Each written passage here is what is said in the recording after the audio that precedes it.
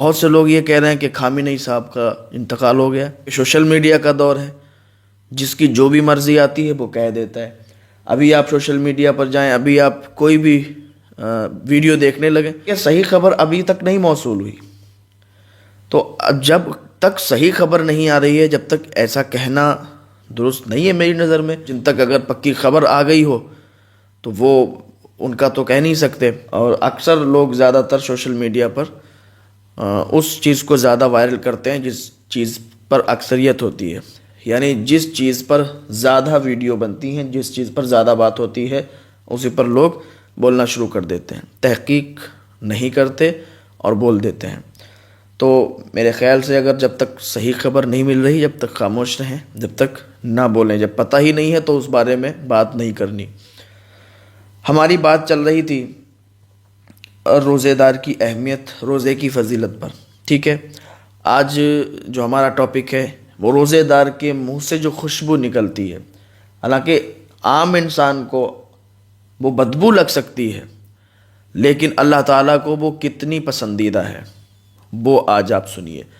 روزے دار جب روزہ رکھتا ہے تو اس کے منہ سے ایک خوشبو نکلتی ہے جو اللہ تعالیٰ کو سب سے زیادہ پسندیدہ ہے. کہ عام انسان تو اس سے گریز کر سکتا ہے کہ یار اس کے منہ سے بدبو آ رہی ہے، اس کو بدبو لگ سکتی ہے، لیکن اللہ تعالیٰ کے ہاں وہ بہت زیادہ پسندیدہ ہے. اللہ تعالیٰ روز قیامت جو لوگ روزہ رکھتے ہیں ان کے منہ سے نکلنے والی خوشبو کے بدلے میں اللہ تعالیٰ ان کو وہ خوشبو دے گا جو کستوری کی خوشبو سے بھی زیادہ افضل و اعلیٰ ہوگی. اور ارشاد ہوتا ہے کہ روزہ ڈھال ہے، روزہ جو ہے ڈھال ہے. جیسے میں آپ کو سمجھاتا ہوں، میدان کارزار میں سپاہی جب اترتا ہے، جنگجو جب اترتا ہے، اس کے پاس دو چیزیں ہوتی ہیں.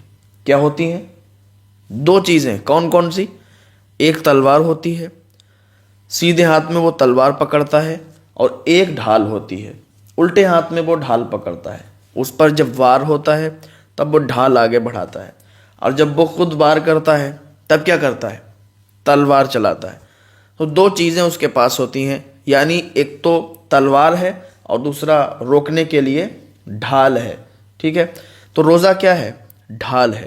اب چونکہ انسان جو ہے شیطان کے چکر میں پھنسا رہتا ہے، شیطان کے چال میں پڑ جاتا ہے، اس کے بہکاوے میں آ جاتا ہے. اور چونکہ انسان کا کھلا ہوا دشمن کون ہے؟ شیطان ہے. شیطان انسان کا کھلا ہوا دشمن ہے. شیطان ہر موڑ پر انسان کو بہکانے کی کوشش کرتا ہے، انسان کو بھٹکانے کی کوشش کرتا ہے. تو ہمیں چاہیے کہ ہم اللہ تعالیٰ کی بتائی ہوئی باتوں پر عمل کر کے چلیں، اپنی زندگی گزار کے جائیں. دنیا میں رہیں تو اللہ اور رسول کی باتوں پر عمل کرتے ہوئے رہیں، اللہ والوں کی باتوں پر چلتے رہیں، تبھی دنیا اور آخرت کامیاب ہوگی. ورنہ شیطان ہر موڑ پر ہمیں بہکاتا ہے، پھسلاتا ہے، بھٹکاتا ہے. تو انسان کو بہکنا نہیں چاہیے، بھٹکنا نہیں چاہیے. سمجھ رہے ہیں؟ تبھی کامیابی ہے. تو ہمارا جو ڈھال ہے ہمارے لیے، وہ روزہ جو ہے بہت بہترین ڈھال ہے.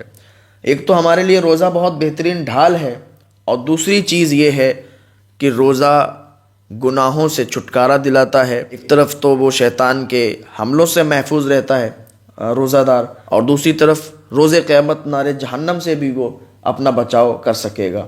تو سمجھ رہے ہیں؟ تو روزہ ہمیں رکھنا ہی چاہیے، اس لیے کیونکہ فرض ہے.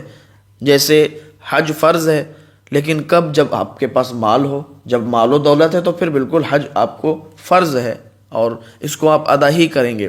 اب دوسری چیز یہ ہے